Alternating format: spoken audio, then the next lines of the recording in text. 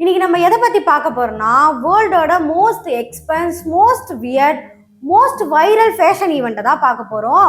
மெட்காலா 2026. இது ஃபேஷன் ஷோவா இல்ல செலிபிரிட்டியோட annual dress காம்படிஷனானே தெரியல. அதை நீங்க தான் டிசைட் பண்ணணும். இது நியூயார்க்ல வருஷத்துல ஒரு வாட்டி நடக்கும். இந்த ஈவெண்ட்ல சிங்கர், டான்சர், ஆக்டர் இந்த மாதிரி செலிபிரிட்டிஸ் எல்லாம் இன்வைட் பண்ணுவாங்க. ஆனா இதுக்கு ஒரு ரூல்ஸ் இருக்கு. நார்மலா மட்டும் ட்ரெஸ் பண்ணிட்டு வரக்கூடாது. வியர்டா ட்ரெஸ் பண்ணணும், கிரியேட்டிவிட்டியா ட்ரெஸ் பண்ணணும். சில டைம் அவங்களே என்ன மாதிரி நீங்க ட்ரெஸ் பண்ணணும் அப்படின்றதையும் சொல்லிடுவாங்க. இதை பார்க்கும்போது சில டைம் அவங்க ட்ரெஸ் பண்ணிட்டு வரும்போதுலாம் வாவ் செம்ம ஃபேஷன்ல அப்படின்ற மாதிரி தோணும்.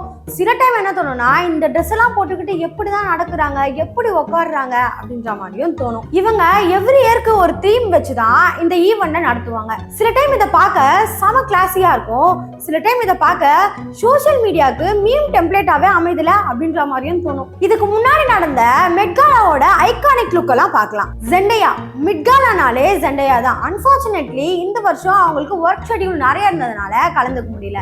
ஆனா இதுக்கு முன்னாடி சிண்ட்ரெல்லா க்ளோவிங் ட்ரெஸ்ஸை போட்டுட்டு வந்து மெட்காலாவிலேயே இதுதான் ஐகானிக் மூமெண்டாவே இருந்துச்சு. Next number Riyana. இந்தியாவிலேயே இவங்களுக்கு நிறைய ஃபேன் பேஸ் இருக்காங்க. இவங்க எல்லோ ஜெயிண்ட் அவுட்ஃபிட்டை போட்டுட்டு வந்தாங்க.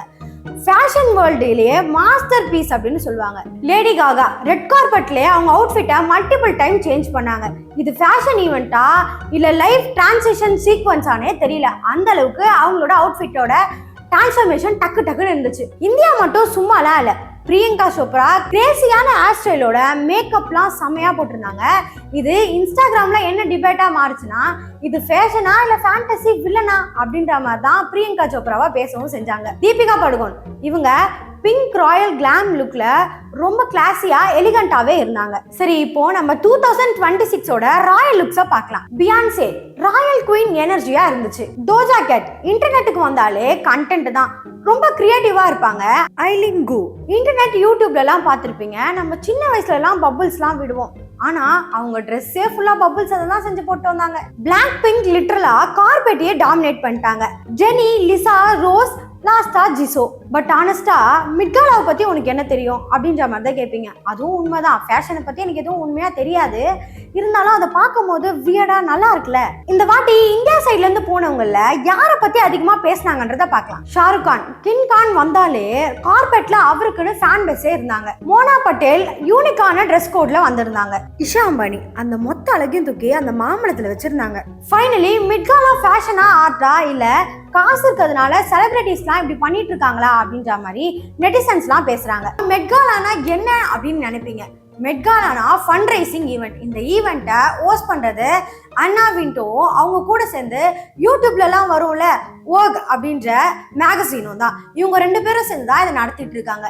இந்த வருஷம் ஃபண்ட் ரைசிங் மட்டுமே 42 மில்லியன் பண்ணியிருக்காங்க. அது கூட சேர்ந்து ஒரு டிக்கெட்டோட விலை இந்தியன் மணி படி 60 to 65 lakhs வரைக்கும் விற்கிறாங்களாம். இது மட்டும் இல்லாம அண்ணா விண்டோ கிட்ட இருந்து இன்விடேஷன் வந்தா மட்டும்தான் அங்க போக முடியும். நீங்க காசே வச்சிருந்தாலும் ஒரு யூஸ்மே இல்லை. அவங்க கூப்பிட்டா மட்டும் தான் நம்ம அந்த ஈவெண்ட்டுக்கு போக முடியுமா. நீ என்ன இவ்வளோ பேசுற அப்படின்னு நினைச்சீங்கன்னா நம்மளாம் பேசணும் தானே. அவங்க ஸ்டைலிஷா ட்ரெஸ்லாம் பண்றாங்க, அதனால பேச வேண்டியதுதான். உங்களுக்கு யாரை பிடிச்சிருக்கு, யாரோட ட்ரெஸ் கோட் பிடிச்சிருக்குன்னு மறக்காம கமெண்ட்ஸ்ல சொல்லுங்க.